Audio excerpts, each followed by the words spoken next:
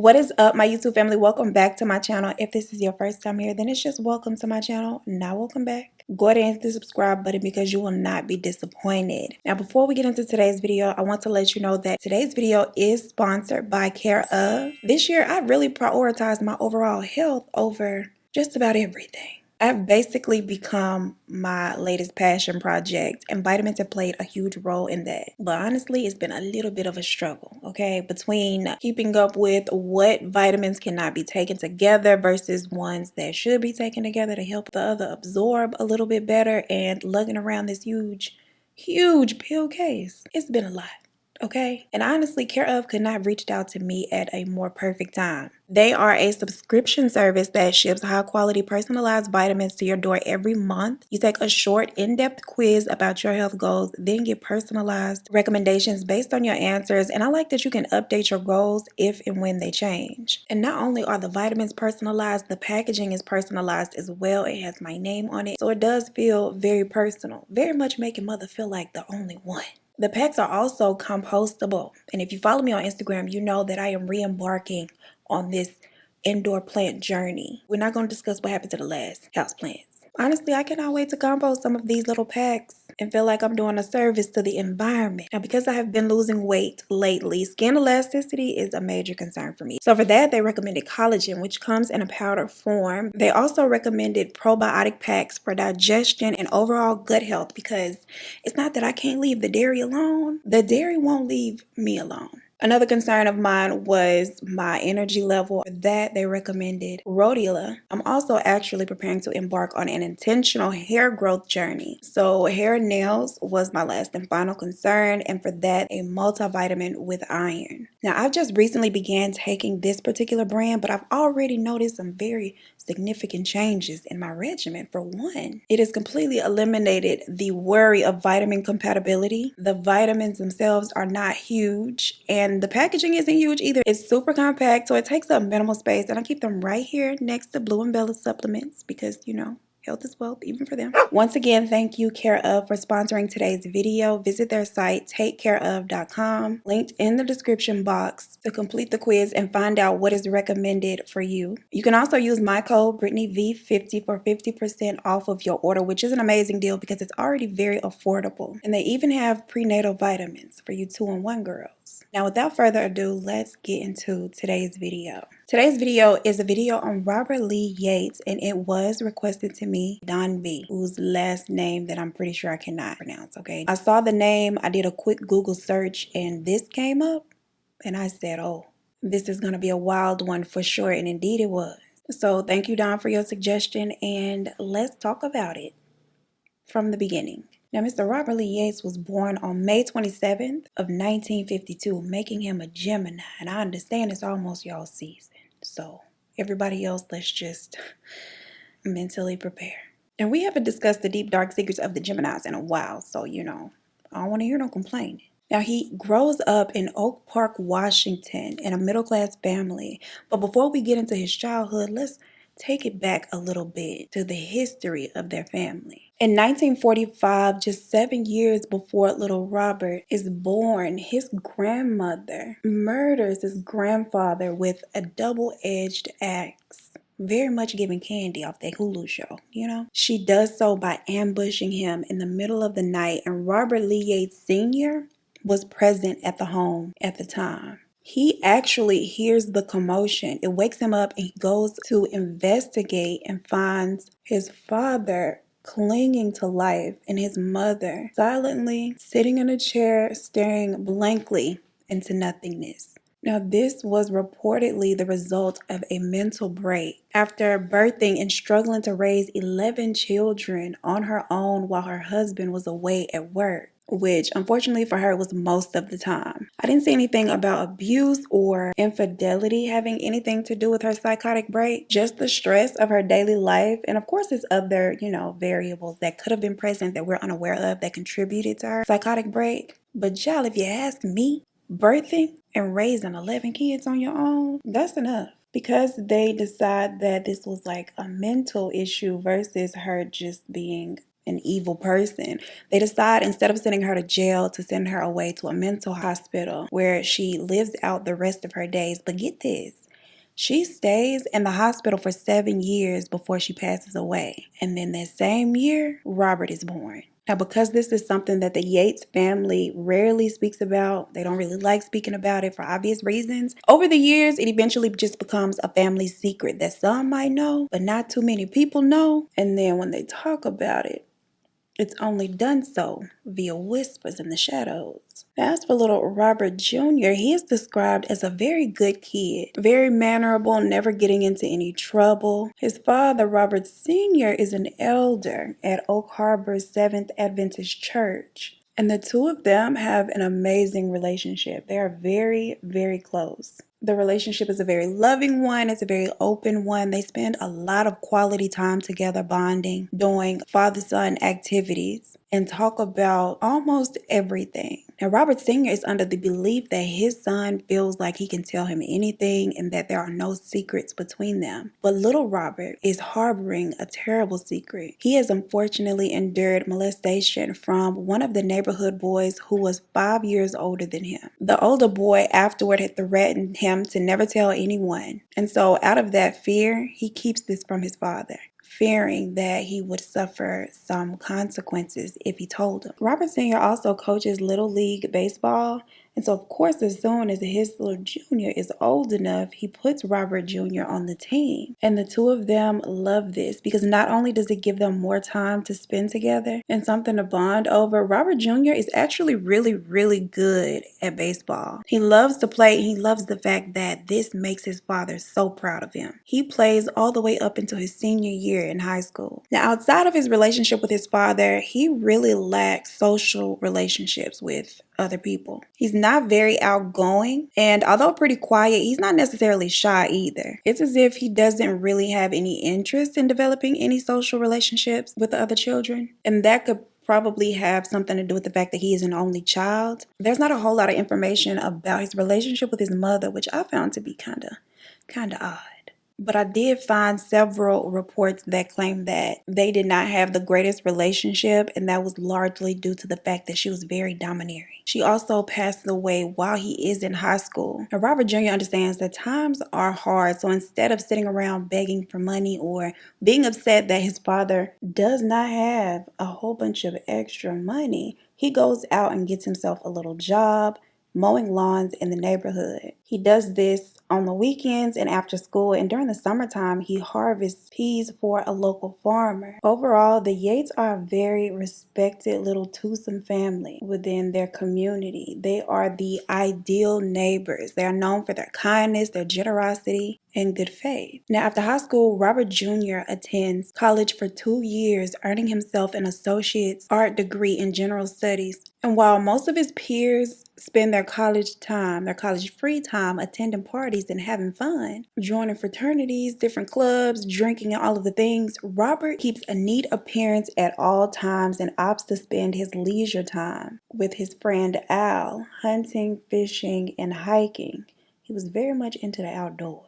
The outdoorsy type. At the age of 20, he meets and marries a young woman by the name of Shirley Nylander, moves away with her to College Place, Washington, and shortly after, the two of them enroll into Walla Walla College, which, from my understanding, is a religious school. But 18 months after their marriage, Shirley moves out, returns home, and files for divorce. He does not beg her to stay at all because, quiet as it's kept, he had been fool-a-line with Linda Brewer, a fellow classmate of theirs. They're doing a lot of sinning at this little school of religion, child. But I'm not here to judge or whatever. A whole month before he and Shirley's divorce is finalized, he marries Linda, and the pair welcomes their first child only 6 months after that.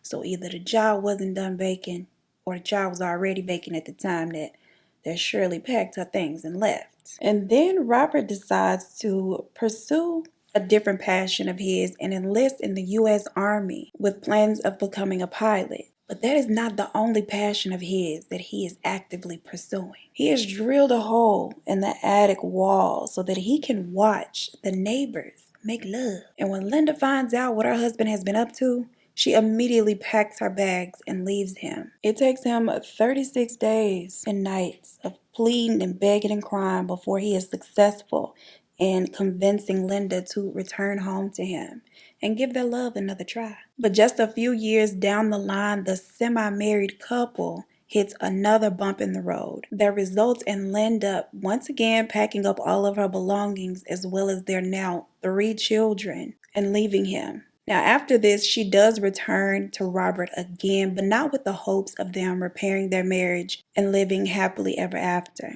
Just like his own father, Robert was a pretty good father himself, who has a very close and loving relationship with his children, just as his father had with him. Although he is said to have been really moody sometimes, but for the most part, the girls loved their father, and literally every day, they would beg Linda to take them back home so they could all be one happy family again. They missed their father. Now, according to Linda, she was out there trying to be a strong, independent woman who did not need a man. So she was not too quick to give in. She was out there, trying to make it on her own, struggling, and having to go without some of the luxuries that they'd previously been afforded. So that also has a little bit to do with it. The children were tired of eating great value. They wanted the Kellogg's and the Rice Krispie treats, and not the crispy rice treats, child. So although she does go back to him, she is only doing it for the kids, like Tara. Now, Robert might suck as a husband, but he excels in the Army, becoming a very highly trained helicopter pilot. Over his 18-year career, he receives a number of medals and awards, as well as recognition for his service in Operation Desert Storm. And by now,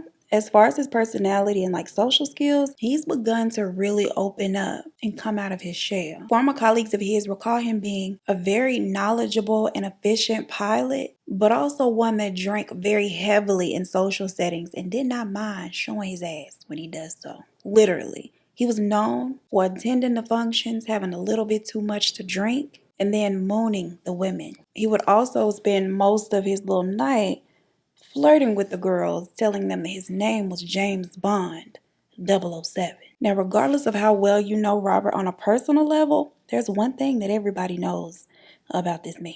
He absolutely loves what he does. He loves his work as a pilot. And with that being the case, it comes as a huge surprise to everyone when at just 18 months shy of his 20-year mark serving the Army and being able to, retire with all of those benefits, Chief Warrant Officer Robert Lee Yates Jr. suddenly requests an emergency separation from the Army. And 4 months later, after receiving his incentive bonus from separating from the Army, he relocates to Spokane, Washington. There was a lot of speculation surrounding his reasoning for randomly just wanting to pick up and voluntarily leave not only the Army, but the city. And none of his colleagues really know what the reasoning is behind this decision. The things that they are guessing aren't anything scandalous. They just think that maybe he just randomly got tired of it. They're also speculating that it has something to do with the fact that the aircraft that he is most familiar with is becoming obsolete, and he doesn't want to take the time and the energy learning the new one. Unbeknownst to any of them, there is a very different and more imperative reason for his sudden departure. On August 9th of 1995, while he was stationed in Fort Rucker, where he was stationed at the time that he'd voluntarily quit, a trans sex worker by the name of Tara Corbett was found murdered and had been discarded alongside the road. An investigation was going on, and it was not long into it that the investigators turned their attention toward the home of U.S. Army Aviation, where Robert was. The Yates family settles into Spokane, Washington with their now 5 children, 4 girls and 1 boy. They rent a home for the meantime, and Robert spends several months unemployed before he finds work. He also joins the Washington National Guard as a Chief Warrant Officer 4. On the surface, things with the Yates appear to be rather normal, but Robert has a little secret. Robert is good for keeping a secret. He is spending a lot of his free time cruising the areas that are well known for sex workers. And little did everyone around him know, the highly respected, kind super dad has been living a double life for quite some time now. It began with 22-year-old Susan Savage and 21-year-old Patrick Oliver, who unfortunately were the first to cross paths with the dark side of Robert Lee Yates. In 1975, when Robert himself is just 22 years old, he spots the young couple picnicking in an area where he had been there to practice his target shooting, and unfortunately decides to make them one of said targets. Robert ambushes them, shooting Patrick in the head 3 times and then Susan twice. Afterward, he buries the young couple's bodies under some brush and leaves, not even given any type of shallow grave or anything. He just basically covers them and leaves them there. When it gets later in the day and neither Patrick nor Susan have been heard from and could not be reached, their parents get a little worried. And when they don't return home overnight, the families spend hours calling the local hospitals and urgent care centers, fearing that they had possibly been in some sort of accident. And when that gets them nowhere, they alert the police. Days after the attack, they are discovered. But there's no obvious reason as to why this would have been done to them. And there is no evidence suggesting who may have been responsible. Now, granted, Robert had been secretly wanting to commit a crime like this for quite some time now, and this practice run is in fact a successful one. He does not act on his urge to kill again for 13 years. He was not questioned or a person of interest because they, of course, could not tie the couple to him in any kind of way. However, the attack had garnered so much media coverage and outrage. This kind of spooked him. He doesn't decide that he'll never do anything like this again, though. He just decides that next time he'll have to be a little more calculated with his victim selection. These two had a bunch of friends. They had a lot of family and colleagues who were all very dedicated to finding out who had done this and making sure that their loved one had received justice. He needs someone that no one would look for, somebody that society really doesn't care too much about and doesn't incite so much outrage. And in his mind, he has an idea of the exact type of person that would fit this profile. The Coach House coffee shop is an area where the local sex workers would meet up and just talk about any and everything, really. And Robert, who is known as Dan to them, works his way into their little circle. When he goes there to hang out with them,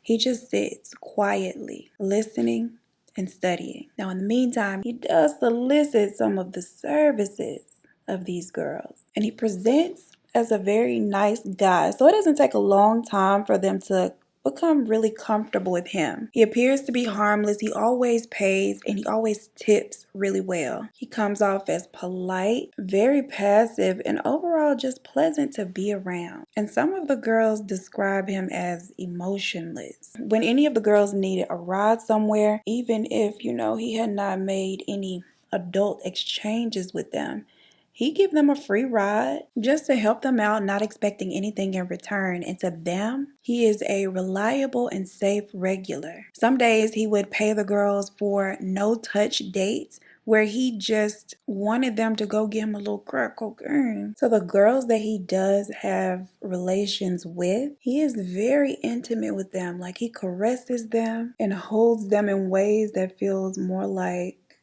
two partners in a relationship versus a transaction. One of the girls that he'd frequent often actually catches feelings for the man. It was all in the way that he used to hold her and talk to her after, he'd given her the money. She'd even told her family about him and how she believed that they had a little bit more than everybody else, how he would tell her how he cared about her, that this, of course, is more than just a business transaction, that she is different from all the other girls. The typical things that the men like to say.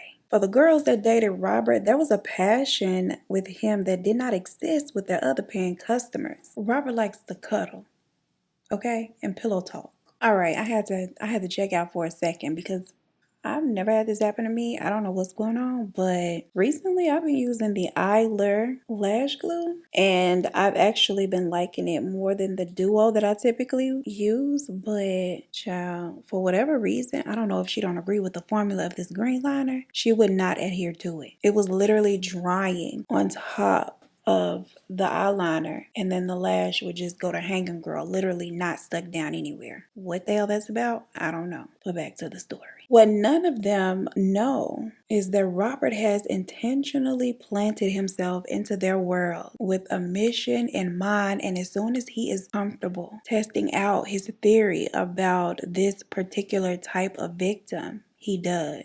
He chooses 23-year-old Stacy Hahn to be his first victim amongst this particular group. He picks her up for a date, and she is last seen alive July 7th of 1988. She is not discovered for 5 months. She had been shot execution style, and as he's expected, there is no public outrage whatsoever. And even better for Robert, they initially suspect that she is a victim of Gary Ridgway, which we've done a video on him. I will put it in the iCards. He is the Green River Killer and was active around the same time with a similar victim profile. Although Robert realizes that he was correct in his theory, it is another 8 years before he acts again. And this time he snowballs into a spree. On August 26th of 1997, the remains of 18-year-old Jennifer are found in an advanced state of decomposition. She too had been discarded in a small rural area alongside a dirt road. Roughly 2 months after this,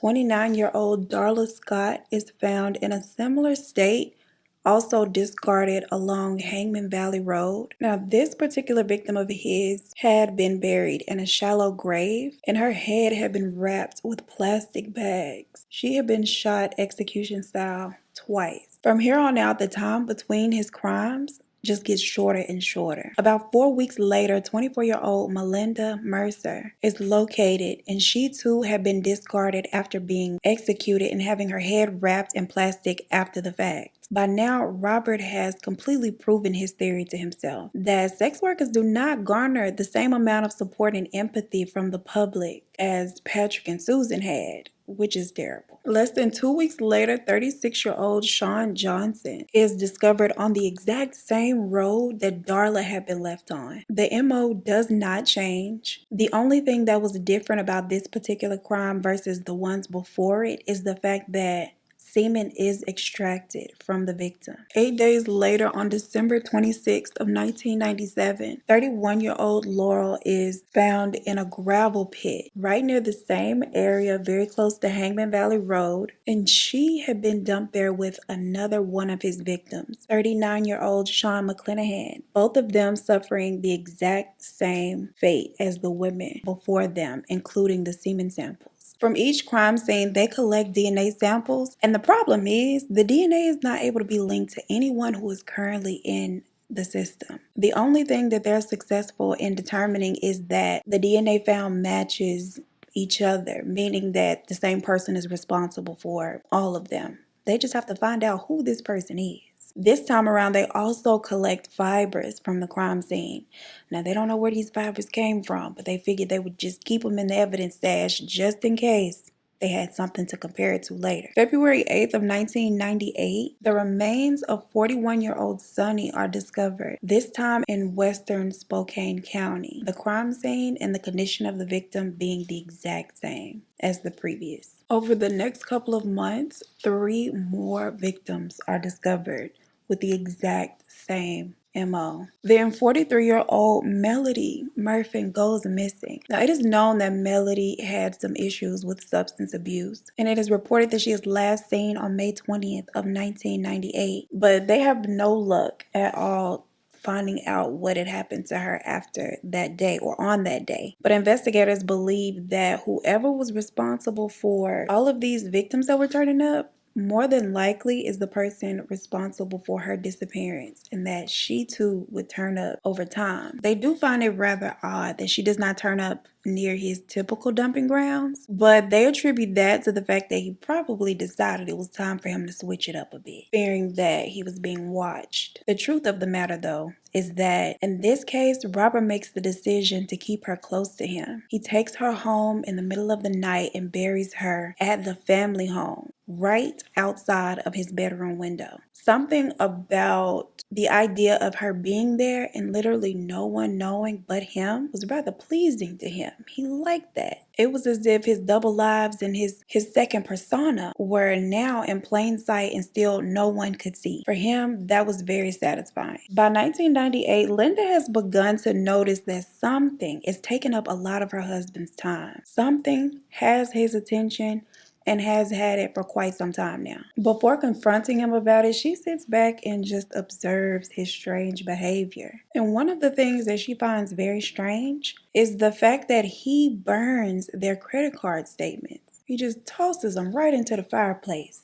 And of course, she wants to know why. She goes to review the charges on their credit card statement and sees that there are multiple hotel charges. And with that, she is confident that she knows exactly what her husband has been up to. Homie is having an affair. Finally, she is ready to confront him, confident that she has figured out what's going on. She has put her two and two together, and my girl said, "Oh no, I have gotten four." Now, they really did not have much intimacy in their relationship at this point, and that was something that had been going on for quite some time now. For her, it's all making sense. But even though she is of the belief that her husband is involved with another woman, she still wants to keep her family together. And so it is still her mission to save their marriage, regardless of this affair. When she confronts him about it, he 100% denies the affair. He tells her that he is not guilty of that. That is not what he is out here up to in these streets. And with that, she just decides that, okay, he's not going to tell the truth.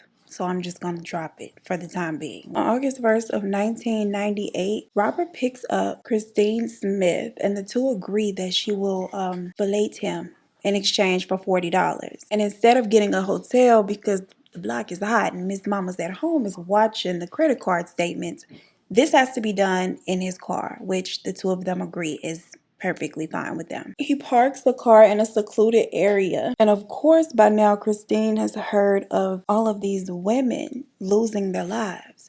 So she asks him if he is in fact the Spokane killer and responsible for any of this. I don't know if it was her way of like breaking the ice or if she really expected him, to say yes and give her time to flee. But Robert's answer is, of course not.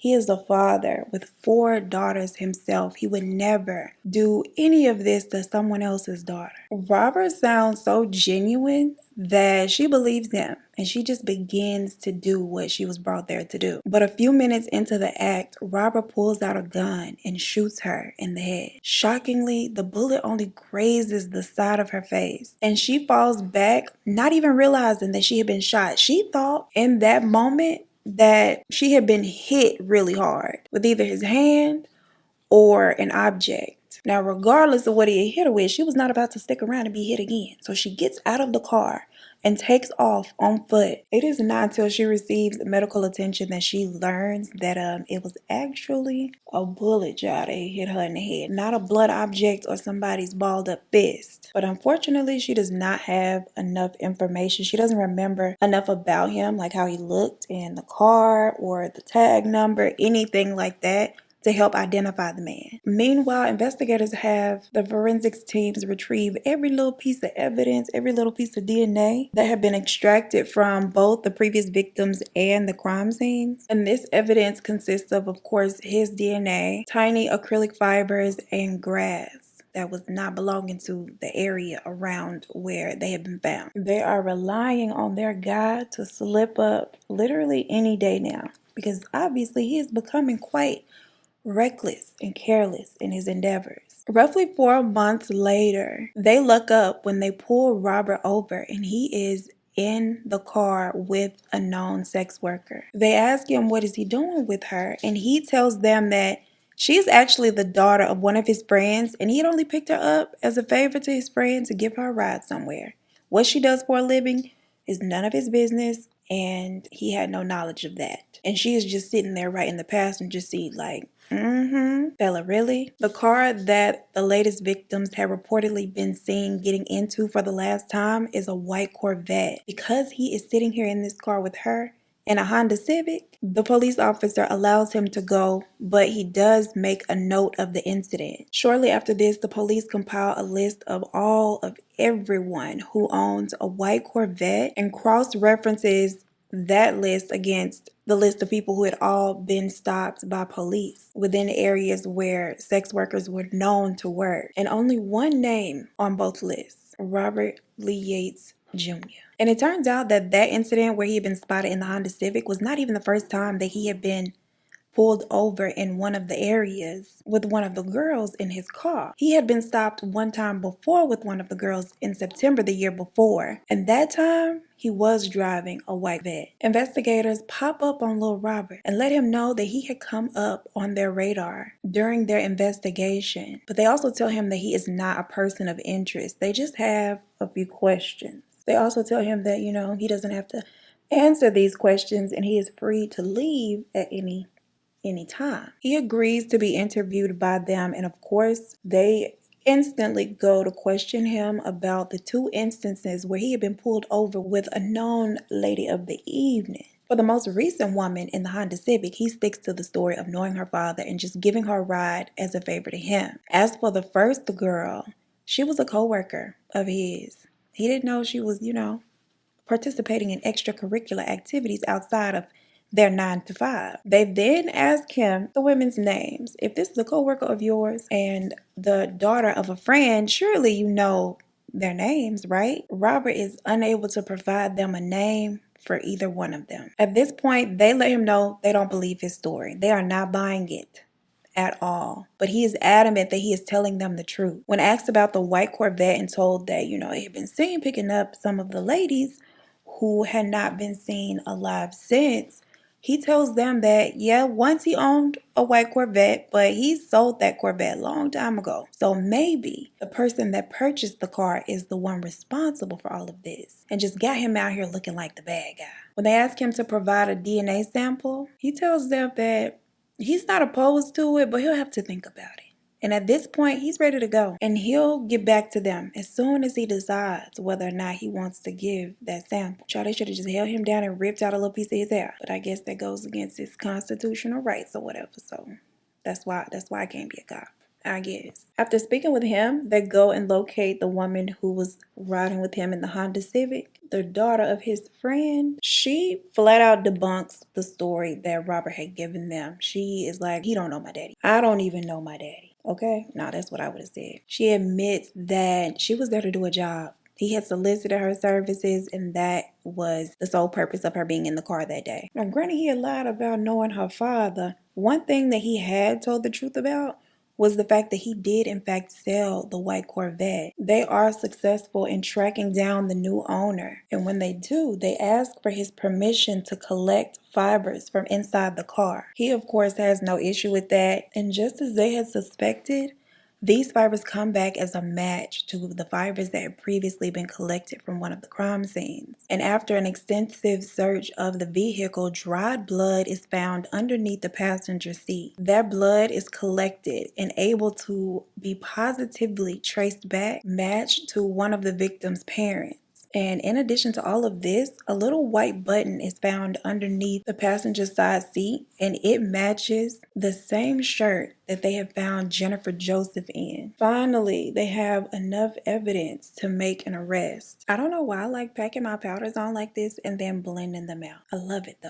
On the morning of April 18th, the year 2000, at approximately 6:30 a.m., the police pull over Robert Lee Yates and arrest him, and he has no reaction whatsoever. After undergoing an intense interrogation, he is finally formally charged with the murder of Jennifer Joseph, and his bail is set at $1.5 million. After they formally arrest him, they call Linda Yates and tell her that she needs to come on down to the station. She arrives at the station believing that whatever trouble Robert had gotten himself into has something to do with some other woman. She was fully prepared to hear that and not what they actually had to tell her. And when they tell her the real reason that they have locked up her husband, she is completely shocked. All this time, she thought that he was only a cheater, child. He's a cheater and a murderer. The first thing that comes to her mind and out of her mouth is the fact that apparently murder just runs in their family. And she tells them the story of his grandmother and what she had done to his grandfather. Their home now has to be searched, and so she and her children are not allowed to return to the home while this is being done. The police station actually pays for their hotel stay, some food, some water for them to have while the search is being conducted. They even drop by the house and get the 2 family cats and take them down to the hotel to be with the family. Now at this point, he doesn't really have a choice in the matter as far as giving up that DNA. They extract it from him, and he is definitively tied to each one of the crime scenes. In total, he is charged with 13 counts of first-degree murder, and of course, 1 attempt, because once the media releases his identity, Christine, the one that had gotten away, she realizes that this is the same guy, that she had barely escaped herself. There was just one last loose end that investigators were not able to tie up on their own. They believe that he is responsible for Melody's disappearance, but they have still been unable to locate her. Melody is still resting in her shallow grave right outside of his bedroom window. Crime scene investigators had failed to locate her remains even after conducting what they called a thorough search of the family home, including the yard. Knowing that he is facing the death penalty and not wanting to go down to that little electric chair, Robert uses this little bit of information that only he knows as a bargaining chip. He agrees to tell them the location of her remains as part of a plea deal that would allow him to evade the death penalty altogether. And because, of course, they are desperate to locate her and complete their investigation, they agree to this. They are stunned when he tells them where she is. They retrieve her remains, and he receives his sentencing, which is 408 years in prison. He will be released, child, when he is about 459. And one thing about Karma, she does not forget. Neither does she miss. Well, hell, I guess there's 2 things. The year after he goes to jail, 2 more victims are discovered. They had unfortunately died not only around the same time frame as his little spree, but in the exact same manner. So it's completely obvious that he is responsible for their deaths as well. The prosecution charges him in their murders, and this time, yet again, they go after the death penalty. But Robert no longer has any chips to bargain with. He is convicted of those 2 crimes and subsequently sentenced to death by lethal injection. He appeals this decision, believing it to be unfair. He felt like the judicial system had promised him that they were not going to kill him. And here they are, getting ready to. It wasn't fair. In 2007, his little appeal is heard by the Washington Supreme Court, and they reject it. But the following year, he does catch a break when he is granted a stay of execution, pending the outcome of his additional appeals that he had opened. In 2013, his attorney files a petition in federal court claiming that Robert is actually mentally ill. That through no fault of his own, he suffers from an emotional disorder characterized by sexually arousing fantasies that are intense and cause significant distress, and he can't help it. And this makes him predisposed to commit murder. Look who will not allow me to finish. Why you got your hand up here, girl, on the table? You are not a part of any of the things.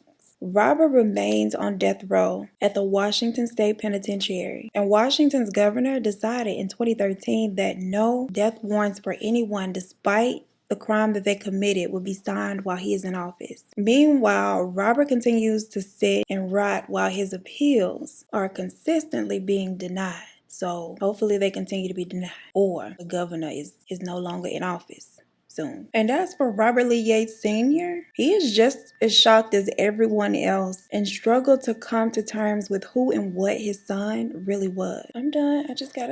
Don't do that, girl. I just gotta say goodbye to your aunts and uncles, girl. So breathe quietly. All right, you guys, that is it for today's video. I hope you enjoyed it. Please don't forget to give it a thumbs up before you leave. Share the video with a friend and subscribe if you have not, because we are almost at 200K. As always, I appreciate you so much for spending your time with me, and I look forward to seeing you in the next one.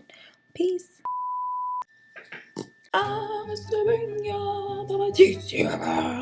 Yeah, you get up here, you gotta get whatever comes with that. Now you wanna get down. Perfect. The packs are also compostable, and if you It's compostable girl. I'm also preparing to embark on an intentional hair growth. I don't want to grow hair. I don't. Granted, it's gonna be pretty back, so somebody probably should grow it. Today's video was okay. The chair is squeaking. Girl, what you're not gonna do is play me like you can't hold me, girl. You've been holding me all this time. I'm 57 pounds lighter. Do not cry beneath my weight. Do not try it. Is this a margarita on the rocks? Possibly. Now, Mr. Robert Lee chair. They decide instead of sending her to jail to send her away to a mental hospital. I was about to say hostitution. Files for divorce from Robert Sr. He is not the senior, girl. He is the junior. He may not be that great of a father, but in his career in the army, he excels. No, he was a great father. What am I talking about? Social skills, he's began what? February. Ooh. Yikes. My neighbor has her music extremely loud, and I hope y'all cannot hear it in the background. Miraculously, the bullet only grazes her skeleton with a skeleton. Not even realizing that she had been shot, she thought in that thirsty little animals. Is it a Brittney Vaughn video if her dog is not Fula Line in the background? Is it? It's what sets me apart from the rest of the girls. You don't have to stop sniffing, girl. Stop sniffing at the mic, girl. Let me turn you this way. Bella, please. No. Okay, let me attempt to wrap this up because she is just doing a lot.